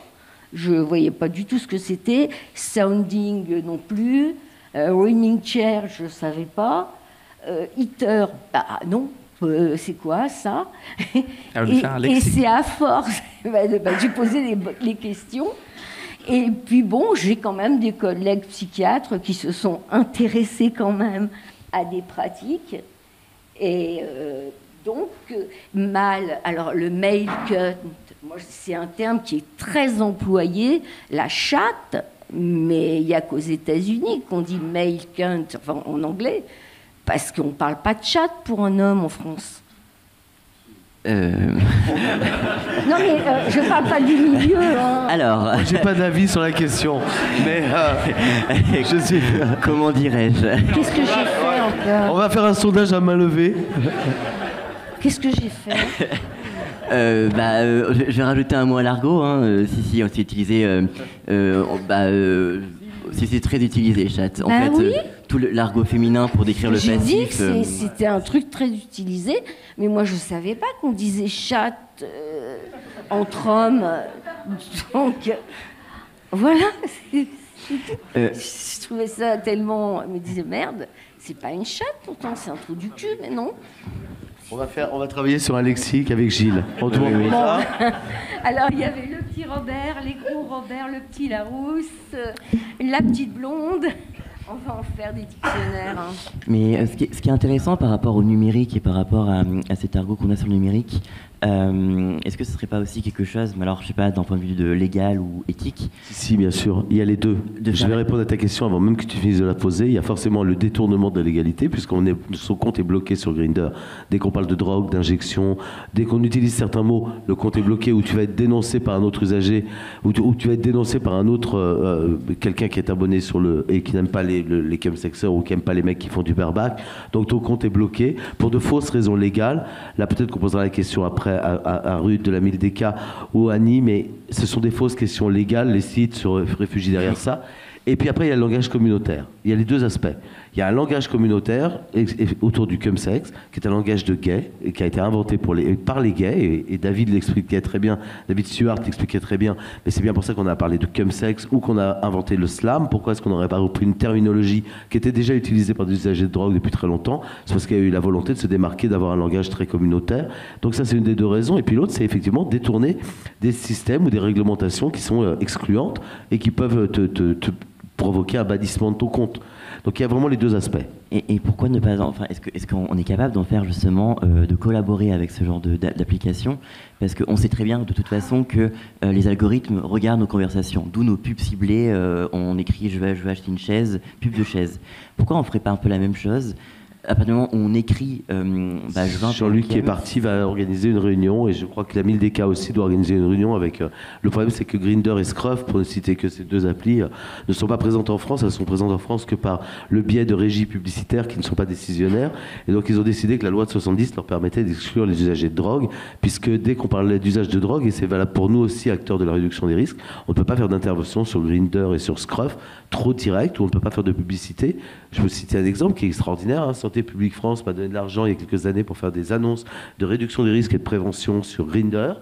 J'ai fait mes annonces et elles ont été refusées par la régie publicitaire au nom de la loi de 70. Sur quoi, naturellement, je suis revenu vers la 1000DK en hurlant et vers la DGS qui m'a dit « Mais pas du tout, c'est pas contraire à la loi de 70, c'est un dispositif de santé publique. » Voilà, là, on est en train de parler du pouvoir de ces groupes et de ces groupes américains. Voilà. On essaie, mais c'est pas gagné. Je vais proposer de prendre d'autres questions dans la salle si... Oui, bonjour, Thibaut du Centre LGBTQI+ de Paris d'Île-de-France. Vous m'entendez bien? Ouais. D'accord. On t'entendait bien jusqu'au souffle. Mais... Je vais essayer de faire doucement alors. Nous, c'était juste pour faire une petite remarque. On est très proche du public. Tu as dit que il y a longtemps, du coup, j'ai lu le micro, que maintenant, que les associations identitaires étaient très peu là. Et c'est pour une raison qui est très bien précise, c'est que on nous coupe les subventions d'année en année. La subvention de l'ARS ne couvre pas la moitié d'un poste salarié. La subvention de la mairie de Paris, elle baisse d'année en année. Au final, on a du mal justement à axer notre charge opérationnelle sur le recrutement et la formation de nos bénévoles pour intervenir au plus près du public parce qu'on a des facilités à aller dans les soirées, etc. Et en fait, on a un lien privilégié avec ce public. Et on n'arrive pas à le développer justement à cause de la charge opérationnelle sur le fonctionnement. Donc voilà, c'était... Ah oui, et je voulais juste savoir, un tout petit sondage, qui n'est pas salarié ici ou qui n'est pas payé à être ici aujourd'hui? D'accord, ça fait... c'est cool. Parce que en fait, nous, ça fait quand même un quart de la salle et nous, en fait, on galère à être ici. Et moi, là, je suis en télétravail. Donc c'est juste une petite remarque comme ça, où en fait, on galère juste à avoir de la charge opérationnelle. Et comme je sais qu'il y a des acteurs ici, voilà, c'était juste un petit aparté. Merci. Je voulais juste pointer quelque chose sur la psychothérapie. On peut observer dans les populations chemsex une résistance à la cure qui est tout à fait identifiable en fait. Des patients qui sont passés par plusieurs psychothérapeutes et visiblement il y a eu échec. Alors il est facile à comprendre, hein. On est dans des pathologies, je ne vais pas utiliser le terme parce que j'aime pas le terme, surtout dans ce contexte-là. On est sur des problématiques narcissiques très souvent, qu'on pourrait qualifier de cas limite. J'aime pas le terme parce qu'il est assez fourre-tout, le cas limite. Hein. Mais en psychanalyse, il a un terme assez précis, c'est-à-dire qu'il permet en fait de cibler effectivement des fragilités narcissiques, hein, qui sont des problèmes identitaires tout simplement. Et on sait, ce sont les plus fortes résistances que l'on trouve en cure en fait. Et donc il y a effectivement un temps court, et c'est là où il y a un vrai problème par rapport au chemsex, hein, c'est qu'on est sur une intervention d'urgence aujourd'hui, qui est une intervention qui est très très très courte dans le temps et qui pose le problème du temps long en fait, de la prise en charge sur le temps long, qui n'a pas eu lieu avant malheureusement et qui a provoqué finalement la situation où il y a le saut dans le vide. Et il y a aussi peut-être le problème du pendant, parce que cette inscription dans le temps long, il doit être fait pendant et après. Sachant que, de toute façon, cette démarche ne peut être faite que par le patient lui-même. Il faut qu'il s'investisse lui-même dedans. Merci. On va prendre une autre... Je voudrais juste nuancer un tout petit peu, même si je ne connais pas, moi, le problème du chemsex directement. Mais par contre, ce que j'ai remarqué en bossant en addicto, c'était pas tant qu'il y avait... Alors vous parlez de la cure qui est un dispositif particulier, un type de psychothérapie, mais que finalement c'était pas tant des gens qui étaient résistants à la cure ou à la psychothérapie, plutôt que des psys qui étaient peut-être pas adaptés dans leur méthode pour travailler ces questions-là. Et donc je voudrais juste mettre la nuance. Parfois quand ça marche pas, c'est aussi parce que nous on doit se remettre en question sur nos approches. Dans le psychotrauma, vous en avez parlé, ça concerne pas tout le monde, mais certains, c'est assez documenté. Bah, du coup, voilà, il y a d'autres choses qui marchent, qui fonctionnent. Donc, c'était juste la nuance que je voulais apporter. Quand je parle de résistance, c'est résistance au transfert. Attention, c'est pas résistance, c'est pas de l'allergie. Bonjour, et je voulais remercier Corentin, Joseph et les autres acteurs pour leur brillante présentation de tout à l'heure, déjà, qui était très émouvante. Je travaille en addicto depuis un certain nombre d'années. Depuis quelques semaines, je ne travaille plus du tout, donc je réfléchis beaucoup et je suis présente aujourd'hui. Et en fait, tous les chemsexeurs que j'ai rencontrés, ou les slammeurs, puisque c'est des mots qu'on donne maintenant, je les ai rencontrés à l'insu de leur plein gré. C'est-à-dire qu'ils n'étaient pas tous chemsexeurs, tous slammeurs. En fait, c'est parce qu'ils étaient dépendants, qu'ils avaient une problématique addictive. La plupart des gens que je voyais, c'était des gens sortant de prison avec une problématique addictive. Et ils avaient été, à un moment de leur vie, et de façon honteuse, la honte et la culpabilité revenaient très souvent, ils avaient été pratiquants du chemsex ou du slam. Le slam, je ne fais pas trop la différence entre les deux, je vous avouerai. Le slam, c'est parce qu'on s'occupait de l'IALT soins santé qu'on a reçu des gens dans la précarité et qui ne pouvaient pas se soigner et qui sont arrivés chez nous avec des maladies, des perforations anales, et plein de choses très violentes, des infections aussi. Et le personnel soignant, ben non, on n'est pas formé pour ça, on ne sait pas trop. On se demande même ce que c'est. Et les chemsexeurs, c'est plutôt des jeunes hommes que j'ai eus qui avaient été cooptés très jeunes parce qu'ils faisaient plus ou moins escorte. C'était pas leur tasse de thé, en fait. Mais ils me disaient, ben moi, tu vois, je voulais de la drogue et c'est comme ça que j'y suis arrivée. C'était parce qu'ils étaient consommateurs qu'ils ont finalement accepté des pratiques. Est-ce qu'on va parler de ces gens-là qui sont peut-être un peu plus marginaux? Et puis comment est-ce qu'on peut les aborder, ou médicalement, ou à travers une thérapie psychologique? Bon, je viens de vous préciser que je ne suis plus dans le circuit des professionnels actifs. Donc c'est vrai que je me forme à d'autres thérapies. J'ai travaillé en ETP. Et maintenant, je travaille dans d'autres thérapies pour voir le psychocorporel, comment on peut aborder les gens, pour qu'ils puissent retrouver une partie de leur joie de vivre, quoi, du plaisir de vivre, de l'envie de vivre, à travers des méthodes plus psychocorporelles. Donc je ne sais pas ce que ça va donner, c'est un essai que je fais. Votre intervention soulève beaucoup de questions. J'ai peur qu'on n'ait pas le temps de répondre à toutes les questions.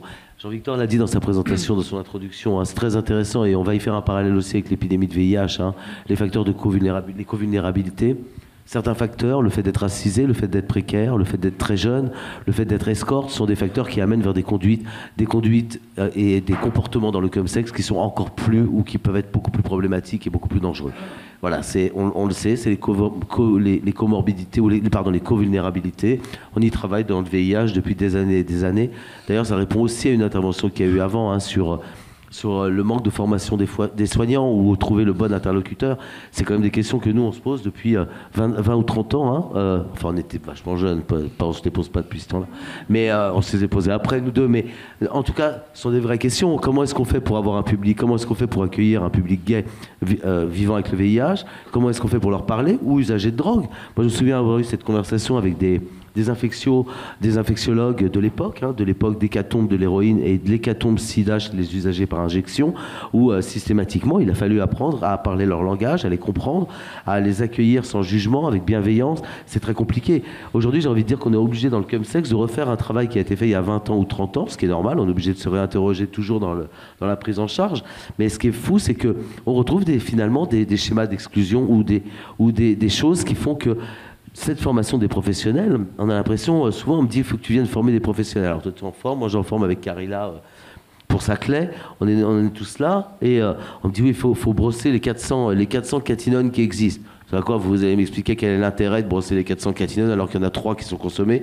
Voilà, je ne vais pas perdre 6 heures à vous former sur des trucs que personne n'a jamais vus, peut-être même pas parfois le créateur de la catinone.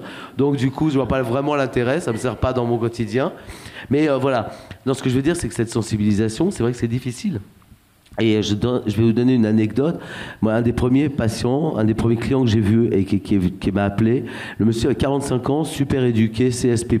Donc vraiment, là pour le coup, on ne peut pas commencer à dire « Ah ouais, mais il était largué, il savait pas. » Non, il savait tout, absolument. Et il me dit ouais, moi, je suis allé voir un psy qui m'a dit « Mais je peux pas vous voir parce que j'y connais rien du tout. Moi, je suis pas sexo et je suis pas addicto. » Ah, super. Donc, il a recommencé. Alors, en plus, c'était il y a 10 ans ou 12 ans. Alors, vous voyez le genre. Et donc, il a fini par attendre 2 ou 3 mois, puis il a trouvé un sexo qui lui a dit « Ah ouais, mais moi, je suis désolé, monsieur, mais moi, je fais pas d'addicto. Donc, il faudrait aller voir un addicto. » Et donc, il a recommencé, il a attendu 3 mois, et puis il a fini par aller voir un addicto qui lui a dit « Ah ouais, mais moi, j'ai votre problème... Enfin, c'est pas qu'un problème de drogue, c'est un problème de sexe. » Et il a fini, tu l'as cité tout à l'heure, il a fini chez Muriel Grégoire, à Marmottan, qui était la seule à l'époque qui disait « Non, mais je crois que c'est la même approche, hein. Il faudrait que mes confrères s'y mettent un peu. » Donc aujourd'hui, et on le voit dans les réflexions, et dans ce que vous dites, aujourd'hui on a besoin d'avoir les médecins généralistes comme acteurs de premier recours, parce que souvent, effectivement, tout le monde n'est pas séropo, tout le monde ne voit pas un spécialiste, tout le monde ne voit pas un professionnel, tout le monde ne voit pas un psy, malheureusement d'ailleurs, parce que peut-être que ce serait ce qu'il faudrait. On voit aussi qu'il y a un accès qui est inégalitaire. Ici, on a beaucoup de chance. On est à Paris. On a des centres de santé sexuelle communautaires. Je ne suis pas certain que quand on est un chemsexeur en grande ruralité, ce soit extrêmement facile pour trouver un soignant. Donc, il y a des vraies questions aujourd'hui sur la formation, mais pas que sur la formation des médecins, sur les acteurs de premier recours, parce qu'on est en cruel, il y a un cruel déficit d'acteurs et de gens à qui on peut aller parler. Et par ailleurs, quand on est usager de produits, chemsexeur est gay. Et ça, c'est à chaque fois, on enfonce des portes ouvertes. Mais malheureusement, ça fait 10 ans que chacune de nos réunions et tables rondes, on finit par conclure qu'il faut faire monter les gens en compétences. Est-ce que l'un d'entre vous voulait... Je voulais juste dire un mot sur la blague, sur la terminologie. Quand j'ai commencé médecine, donc vous imaginez quand c'était, il y avait l'encyclopédie médico-chirurgicale qui faisait un index de tous les mots utilisés par les usagers de drogue intraveineuse. Ça faisait 25 pages. Je crois qu'on n'a pas besoin de parler complètement la langue. Vous voyez ce que je veux dire? Non, mais moi, j'en apprends tous les jours. Je note. D'ailleurs, quand j'ai un mot que je ne connais pas. Et puis, c'est pareil, quand on s'occupe d'ados, on n'est pas obligé de parler ados. Donc, je pense qu'il faut un peu démystifier ça. C'est juste une capacité d'écoute, c'est ma première remarque, et une capacité d'ouverture et de ne pas être avec les yeux comme ça quand le mec vous explique des pratiques et tout ça. On a déjà fait ça avec le VIH dans les années 80, on va le faire avec le chemsex. Moi, ce qui m'inquiète le plus, je rebondis sur ce que vous avez dit, qui est très juste, que, bon là, il y avait une petite passe d'armes sur la cure psychanalytique sur laquelle je ne voudrais pas m'insérer, et sur la résistance, mais ce que vous avez fait comme remarque est très juste, et moi je suis étonné, alors là je vais faire un peu de provocation, c'est que chez les addictologues classiques, ceux de la réduction des risques, de l'héroïne, des opiacés, il y a une chemsexophobie. Alors est-ce que le problème, c'est les produits qui connaissent pas, ou est-ce que le problème c'est le gay, ou c'est la culture, ou c'est le sexe, etc. Je suis assez étonné, moi, parce que alors je vais pas donner les lieux, mais j'ai plusieurs expériences où les gens sont allés voir à des services de psychiatrie où il n'y a pas des gens Victor Blanc, et en fait se retrouver devant une incompétence totale. Donc, et ce que tu dis, Fred, est très juste, c'était qu'il faut aussi élargir le cercle. C'est-à-dire que c'est pas les centres de santé sexuelle, même à Paris, c'est pas les hôpitaux, il faut effectivement les premiers recours, et donc en fait c'est les CPTS, c'est-à-dire les communautés territoriales de santé avec les médecins et les infirmières, etc., qui doivent se saisir de ce sujet, même si la probabilité qu'ils voient un chemsexeur est faible. Le problème, c'est le repérage, et puis de répondre à la question. Donc je suis assez d'accord que...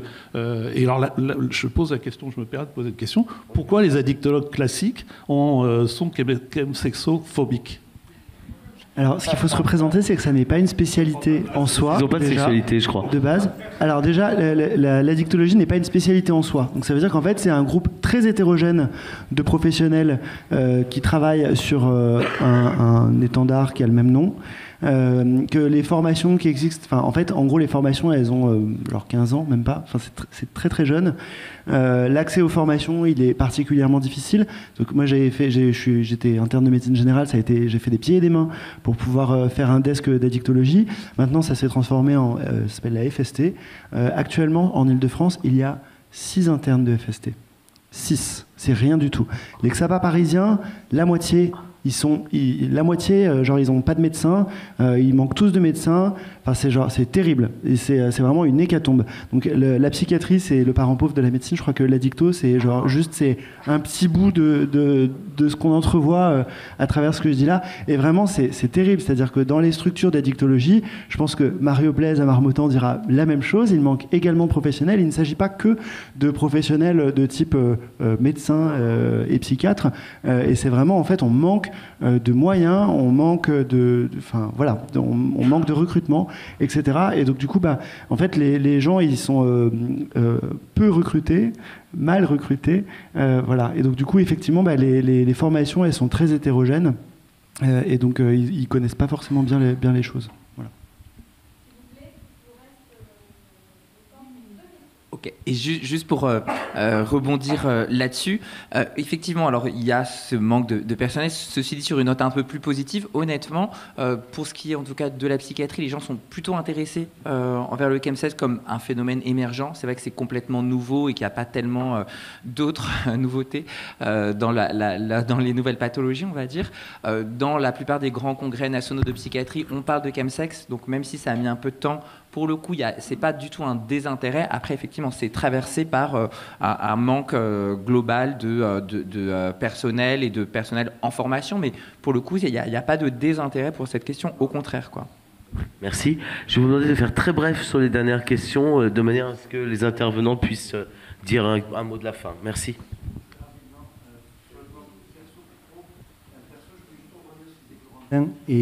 Corentin et Joseph. Moi, je suis en sobriété totale d'alcool et de drogue depuis 6 mois. Je n'ai absolument plus aucune libido. Et je suis assez surpris de la réaction de mes potes PD qui continuent à consommer et qui ne comprennent pas qu'on ne puisse plus baiser. Ils sont très surpris quand je leur dis que depuis 6 mois je ne baisse pas, mais comment tu fais, mais moi j'y arriverai pas, etc. Donc il y a vraiment cette représentation qui est très forte dans la communauté. Et moi je dois dire vraiment que le fait d'avoir arrêté depuis 6 mois, ça me fait vraiment des vacances. C'est-à-dire que l'hypersexualité m'a coûté beaucoup d'argent et m'a coûté la santé. Et le fait d'avoir arrêté, c'est aussi, ça me permet de réfléchir sur ma sexualité à moi. Et à la différence peut-être de toi, Corentin, moi la vie monacale me va très bien parce qu'en fait j'ai retrouvé une vie sociale que le chemsex m'avait arrêté d'avoir. Et par rapport à ce que disait Dorian, et que je voudrais saluer chaleureusement, il sait pourquoi, je voudrais juste, par rapport à ce que tu disais sur Laval, dans cette salle, il y a des gens comme Fred, comme Tim, comme Toufi, comme Renaud, pour ne citer que, qui sont des communautaires. Et je pense que les communautaires peuvent être un des meilleurs avals pour justement détecter les problématiques. Moi, je donnerai juste un exemple très rapide. À l'époque, j'étais au spot, j'ai un gars que je reçois, au 2e entretien motivationnel, il me dit qu'il s'est fait violer par son frère, et c'est pour ça qu'il était entré dans le chemsex. Il avait fait 15 ans de psychothérapie, il avait vu des addictions, etc. Il n'avait pas réussi à le dire. Et s'il a dit, c'est pas parce que c'est moi, c'est parce que j'étais un communautaire, j'étais un père, et que du coup la porte d'entrée était beaucoup plus facile. Et je pense que le communautaire a une vraie importance pour arriver justement à détecter les problématiques d'addiction. Merci Stéphane. Bonjour. Je suis Loup de Précrec, je suis salarié dans un travailleur social dans un centre d'hébergement d'urgence. Et moi, ce que je constate et ce qui est assez rageant, moi qui suis également militante active dans d'autres associations, qu'en tant que travailleur social, il y a une espèce de tabou qu'on n'arrive pas à briser autour justement sur la consommation de drogue et particulièrement sur le chemsex, où en tant que travailleur social, il est extrêmement compliqué d'arriver en fait à faire comprendre à nos bénéficiaires en fait qu'on va pas les mettre à la porte de leur appartement si en fait on discute avec eux en fait qu'ils sont consommateurs et consommatrices et malgré le fait qu'on ait une prise en charge globale en tant qu'une infirmière, un médecin qui sont également en fait formés, on n'arrive pas à briser en fait ce tabou de dire que mais en fait parlez-nous en fait vraiment parlez-nous, on a beau essayer de faire ce qu'on veut, donc on essaye de mettre tout ce qui est brochure de lieux communautaires à disposition, mais on essaye toujours d'essayer de déclencher le dialogue autour de ça, et il y a une véritable tabou. Et de l'autre côté aussi, bon, même si ce n'est pas le cas dans mon équipe, il y a une véritable toxicophobie dans le milieu social en fait, des travailleurs sociaux, ce qui est assez hallucinante. Je ne sais pas si c'est à la fois d'une méconnaissance ou un véritable mépris en fait, des personnes consommatrices en fait, de stupéfiants qui est assez hallucinante. Merci Lou. Merci à tous pour avoir ça a participé tout le temps. Vous aviez tellement de questions. Je vais peut-être vous laisser une minute, un mot de la fin à chacun, si vous en avez envie, ou est-ce qu'il y a quelque chose que vous voulez mettre en avant, ou on a les pouvoirs publics, des représentants des pouvoirs publics qui sont ici, on est à la mairie de Paris. Vous avez tous parlé du manque de moyens, du manque de soignants. On a tous parlé aujourd'hui de l'intervention brève ou plus rapide ou plus fréquente, plus précoce. Ça, c'est des choses, mais il faut accompagner les structures. C'est comment faire aujourd'hui avec les moyens qu'on a pour voir les gens le plus souvent possible et les orienter au mieux et au plus rapidement possible en fonction de leurs besoins. C'est un autre problème parce qu'on est rapidement à saturation. Donc voilà, peut-être un mot si vous voulez terminer. Pour conclure, c'est vrai que comme toutes les consultations spécialisées, celle de Saint-Antoine a été très rapidement complètement saturée. Ceci dit, ce qui quand même est sur une note plus positive, la prise en charge, bien sûr avec tous les biais qu'on a cités, ça fonctionne quand même plutôt bien. Il y a beaucoup de patients qui arrivent à être rétablis, qui arrivent à reprendre une sexualité, qui arrivent au moins à moins se faire de mal. Et pour le coup, c'est loin d'être aussi dramatique que ce qu'on a souvent l'idée. Donc c'est vraiment, pour le coup, il y a plein de biais qui font que c'est compliqué, mais quand il se passe quelque chose, franchement, ça fonctionne plutôt bien et c'est porteur d'espoir. Et évidemment, en tant que médecin, c'est très gratifiant, mais c'est vraiment, finalement, quand on traite les comorbidités, qu'on accompagne que la personne peut se faire suivre à côté en psychothérapie, etc., dans un certain nombre de cas, ça se passe bien et ça marche, la prise en charge. Donc, c'est pas non plus juste porter un constat alarmiste et un peu pessimiste, quoi.